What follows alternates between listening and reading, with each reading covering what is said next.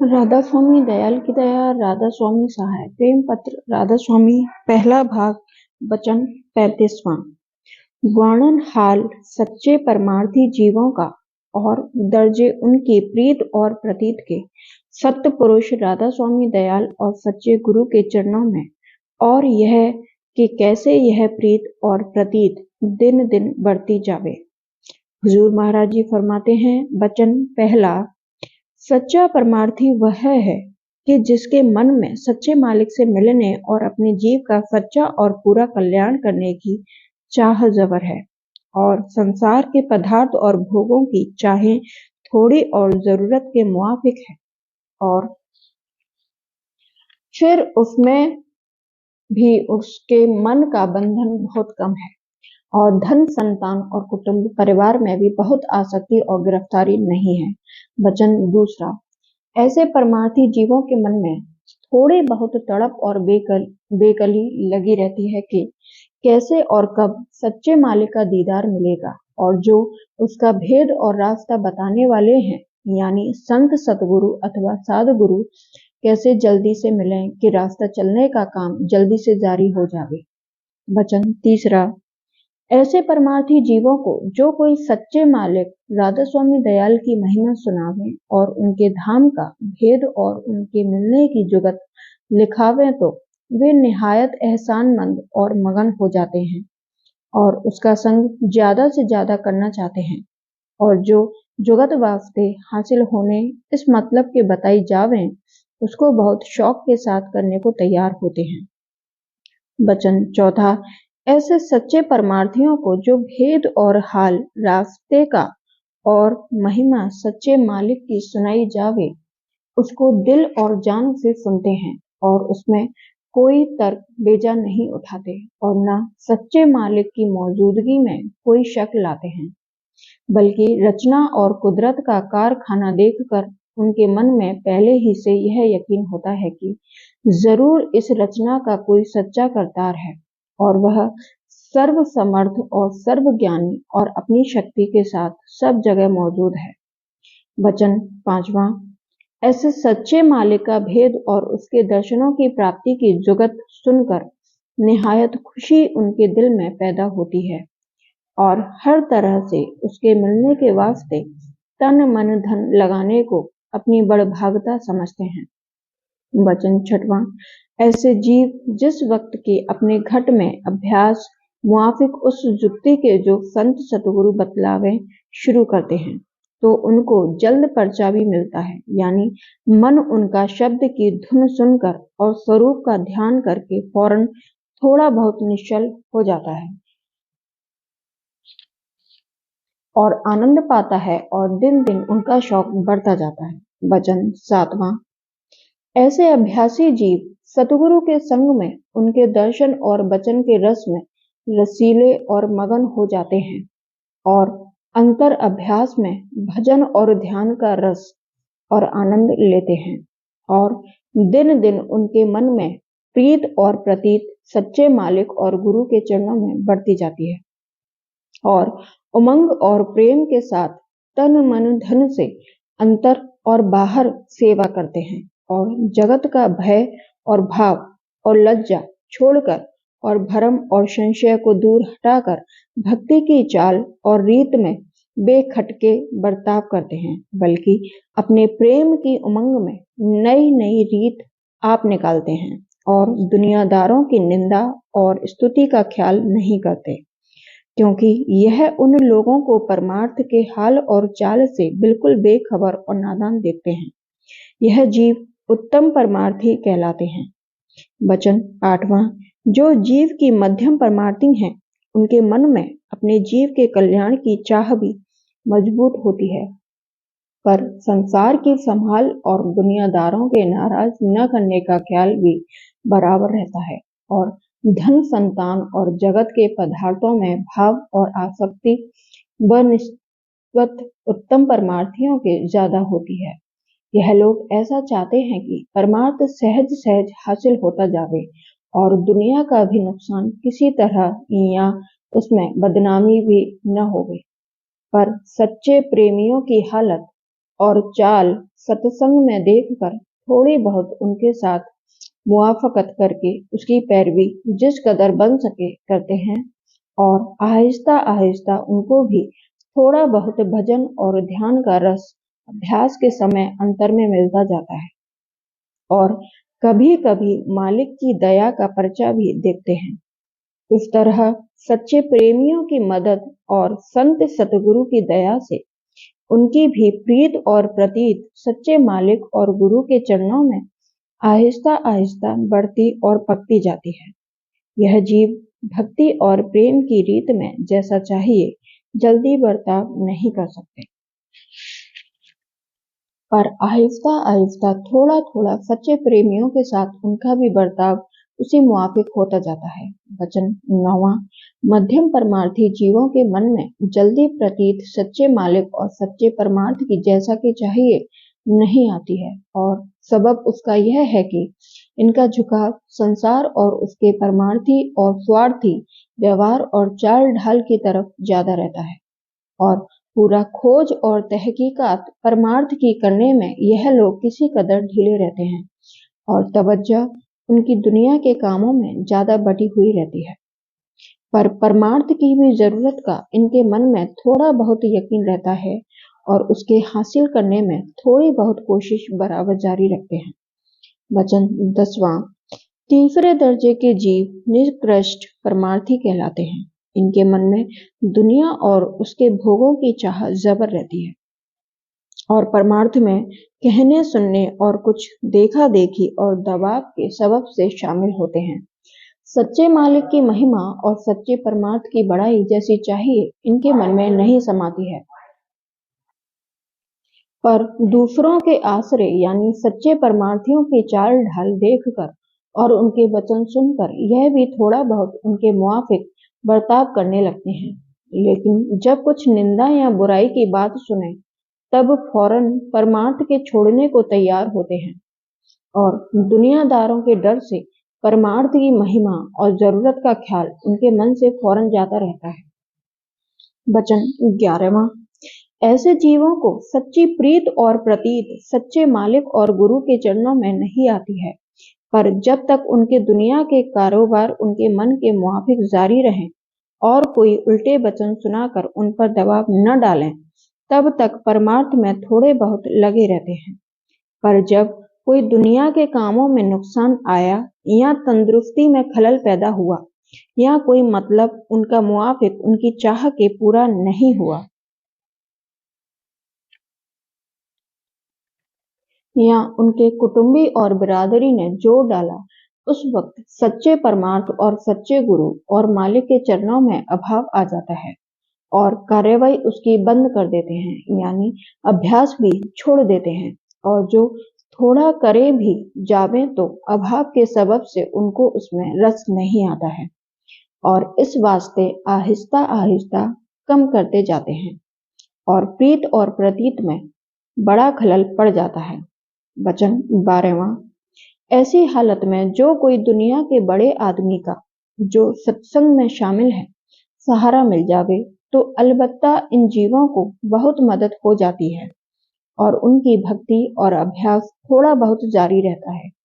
इन जीवों का काम संत सतगुरु और सच्चे मालिक राधा स्वामी दयाल अपनी मेहर और दया से आहिस्ता आहिस्ता बनाते जाते हैं, और किसी न किसी तरह का सहारा वक्त वक्त पर देकर भक्ति में उनका निर्वाह कराते हैं, और जब कुछ अंतर में रस और आनंद इन जीवों को मिलने लगता है और परमार्थ के वचन सत्संग में सुनकर समझ बढ़ती जाती है, तब यह लोग भी भक्ति में मजबूत होते जाते हैं, और आहिस्ता आहिस्ता दर्जा उनका बढ़ता जाता है।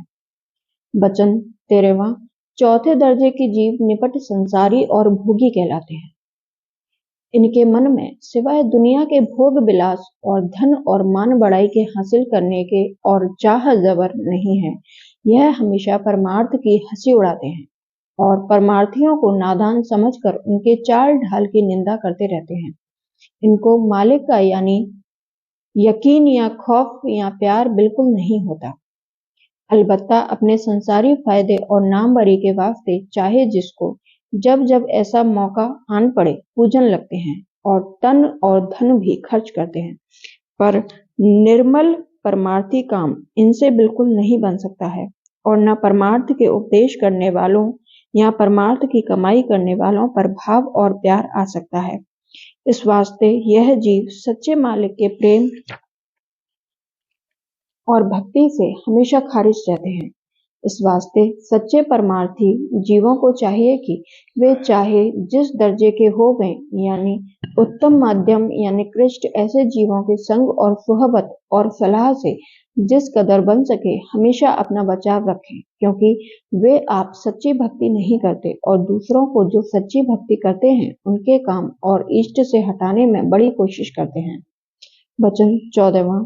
संत सतगुरु दया करके फरमाते हैं कि कुल जीवों को मुनासिब और कर्तव्य है कि अपने जीव के फायदे के वास्ते सच्चे परमार्थी या साधुगुरु या संत सतगुरु का खोज करते रहें और जहां कहीं सच्चे परमार्थ की रीत जारी होवे, यानी सच्चे मालिक सतपुरुष राधा स्वामी दयाल की भक्ति का उपदेश दिया जाता होवे और भेद रास्ते का और जुगत उस पर चलने की सूरत शब्द अभ्यास के साथ बताई जाती होवे, वहां जाकर जरूर शामिल होवें और कोई दिन सत्संग करके महिमा सच्चे मालिक और सच्ची भक्ति और सच्चे मार्ग और अभ्यास की खूब गौर करके सुने और समझें और दुनिया के हाल और कारोबार को अच्छी तरह से देखें और विचार करें कि कोई चीज यहाँ ठहराव नहीं है और यह देश सूरत यानी रूह के रहने का नहीं है।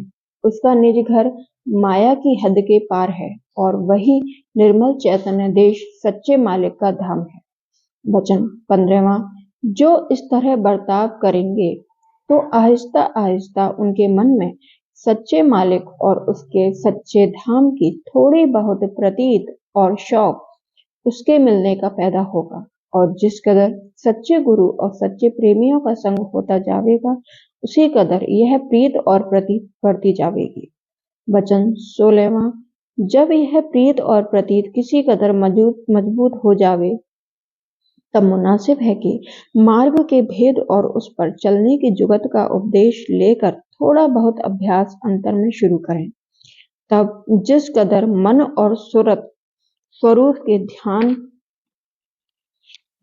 और शब्द के सुनने में शौक के साथ लगेंगे, उसी कदर अंतर में रस और आनंद मिलता जाएगा और दिन दिन मन निश्चल और चित्त निर्मल होता जाएगा और गुरु और मालिक के चरणों में उमंग के साथ प्रेम पैदा होता जाएगा और चरणों की प्रतीत गहरी और मजबूत होती जाएगी।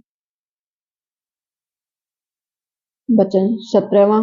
अब मालूम होवे कि जिस कदर मन में संसार के भोगों की चाह जबर होगी उसी कदर संसारी तरंगें हर वक्त उठती रहेंगी और मन को चंचल और मलिन करती रहेंगी। फिर ऐसे मन में मालिक का भाव और प्यार नहीं ठहर सकता।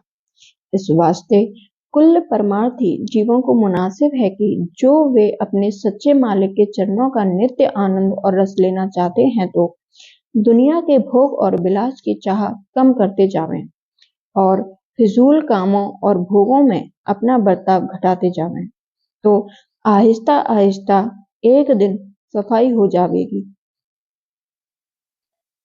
और चरणों का प्रेम पैदा होकर बढ़ता जाएगा। वचन 18वां। दुनियादार लोगों को भी मुनासिब है कि जो सत्संग सच्चे गुरु और सच्चे परमार्थियों का न कर सकें तो उनके साथ प्यार और भाव रखें और जब कभी मौका होवे तिथि त्योहार और कारज व्यवहार के दिन दर्शन और कुछ सेवा करते रहें, तो उनके जीव का भी थोड़ा बहुत गुजारा और 84 के चक्कर से बचाव हो जाएगा। वचन 19वां। जो कोई चरणों में प्रीत और प्रतीत पैदा करना और फिर उसको बढ़ाना चाहे तो उसके वास्ते मुख्य उपाय यह है। उपाय पहला, सत्संग में शामिल होकर वचन चित्त से सुनना और गौर के साथ समझना। उपाय दूसरा, राधा स्वामी दयाल की सर्व समर्थता और दयालुता के वचन सुनकर यकीन करना और यह है कि सिवाय सुरत शब्द मार्ग के दूसरा सीधा और आसान और पूरा रास्ता सच्चे और पूरे उद्धार के हासिल करने के लिए नहीं है। उपाय तीसरा, सुरत शब्द मार्ग की ऐसी महिमा समझ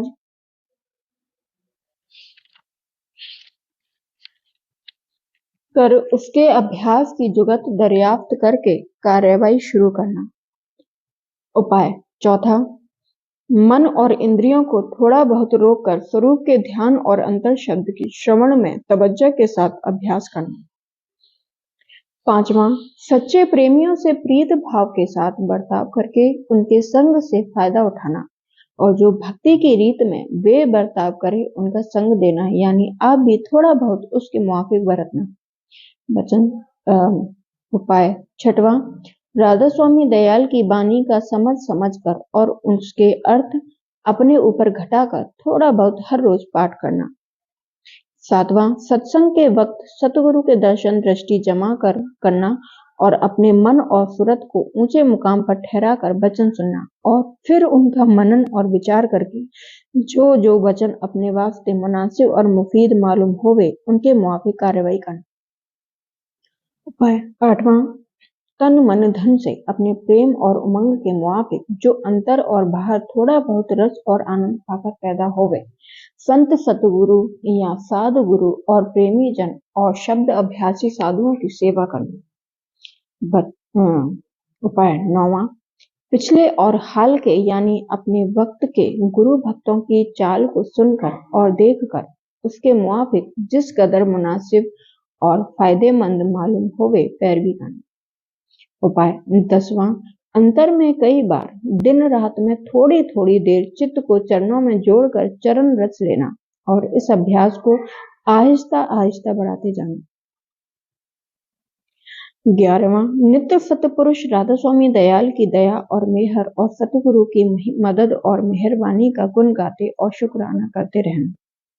12वां, जगत के परमार्थ की चाल और कर्म धर्म में जग जीवों का बर्ताव देखकर उसको बमुकाबले अंतर्मुख ऊंचे और गहरे और सच्चे परमार्थ राधा स्वामी मत के ओछा और पोछ समझकर उससे बचे रहना और अपने भागों को सराहना और किसी से हुज्जत और तकरार बेफायदा न करना और न किसी पर तान मारना। 13वां, अपने मन और इंद्रियों की चाल को निरखते चलना और फिजूल तरंगों और चाहों को हटाते रहना। 14वां, सच्चे मालिक और राधा स्वामी दयाल और संत सतगुरु की दया को अंतर और बाहर परखते चलना और चरणों में प्रीत प्रति बढ़ाते रहना। 15वां, अपनी नालायकी और निर्बलता की जांच करके सर्व अंग करके राधा स्वामी दयाल की शरण दृढ़ करना और बेफायदा घबराहट छोड़कर धीरज के साथ दुरुस्ती से अभ्यास में लगे रहना। उपाय 16वां, सत्संग और अभ्यास के समय दूसरे ख्यालों को जिस कदर बन सके मन में न आने देना और जो ऐसे ख्याल पैदा होवे तो सुमिरन और ध्यान के बल से हटाते रहना। 17वां, जिस संग और सुहबत और तमाशे से मन में चंचलता और मलिनता यानी भोगों की चाह पैदा होवे ऐसे संग और तमाशे वगैरह से हमेशा जहां तक बन सके बचते रहना। 18वां, जब कोई संशय या भ्रम या निराशता मन में जाहिर होवे उसको फौरन अपने सत्संग की समझ के मुआफिक विचार करके या सतगुरु या प्रेमी सत्संगी के सामने बयान करके या बानी में से उसी किस्म के वचन निकालकर गौर के साथ पाठ करके जिस कदर जल्दी बन सके उसको दूर करना कि जिसमें प्रीत और प्रतीत और अभ्यास में विघ्न न पड़े। 19वां, किसी सत्संगी की चाल ढाल नामुनासिब देखकर या सत्संग की कोई रीत अपनी समझ के मुआफिक फिजूल जानकर सतगुरु और सत्संग में अभाव न लाना, क्योंकि सत्संग बेड़ा है और इसमें हर किस्म के जीव शुद्ध और मैले शामिल होंगे और जो सच्चे होकर लगेंगे उनकी चाल आहिस्ता आहिस्ता बदलती जाएगी। 20वां, परमार्थी को अपने काम बनाने का मतलब नजर में रखना चाहिए और औरों के काम में दखल देना अपना आकाश करना है। 21वां, जिन सत्संगियों पर अपना भाव होवे उनसे मेल करना मुनासिब है और जिनकी चाल अपनी तबीयत के मुआफिक न होवे उनसे मेल करना जरूर नहीं है।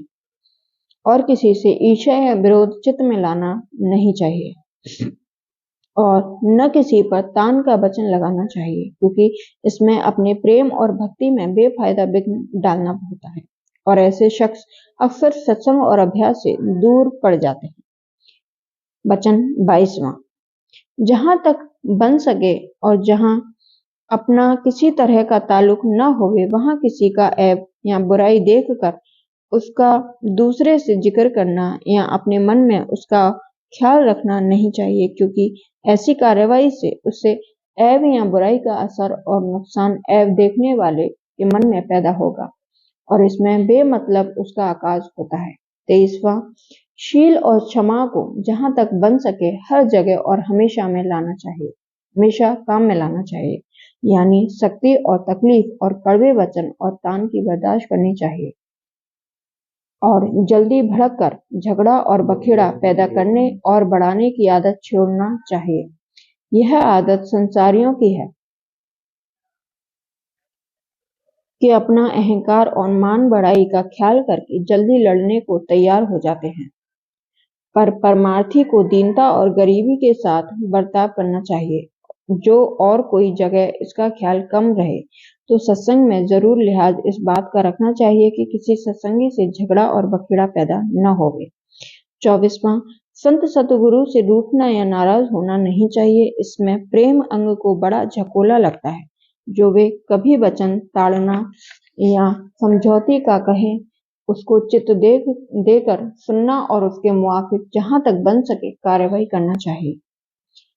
25वां, जो कोई सत्संगी किसी दूसरे सत्संगी की बुराई या निंदा करे तो उसको नहीं सुनना चाहिए और उसको समझना चाहिए कि यह आदत निहायत नाकिस है, बल्कि संसारियों में भी यह आदत बहुत बुरी समझी जाती है, क्योंकि जो कोई एक की बुराई और निंदा करता है वह इसी तरह सबकी बुराई और निंदा करता फिरेगा और अपना भारी अकाज करता है कि उसके मन में सच्चे मालिक और गुरु का प्रेम कभी नहीं ठहरेगा और दूसरे के प्रेम और भक्ति को भी गदला करता है। परमार्थी को मुनासिब है कि हमेशा सबके गुण देखता रहे और अवगुण दृष्टि न लावे और जो किसी सत्संगी में कोई अवगुण नजर पड़े तो उसको एकांत में प्यार से समझा देवे और जो वह उस अवगुण को न छोड़े तो सतगुरु से इत्तला करे। वे जैसा मुनासिब समझेंगे कार्यवाही करेंगे, पर इसको चाहिए कि फिर उसका ख्याल अपने मन में न रखें। मत देख पराए अवगुण, क्यों पाप बढ़ावे दिन दिन। मक्खी सम्मत कर भिन भिन, नहीं खावे चोट तू छिन छिन। देखा कर सबके तू गुण, सुख मिले बहुत तोहे पुन। वचन 20वां, यह सब बातें जो ऊपर लिखी गई प्रेम के जगाने वाली और बढ़ाने वाली हैं और हर एक परमार्थी को मुनासिब है कि जहां तक बन सके उनके मुआफिक कार्यवाही करे। राधा स्वामी बड़े दयाल हैं, भूल चूक हमेशा माफ करते हैं, पर जीव को चाहिए कि अपनी हालत और भूल चूक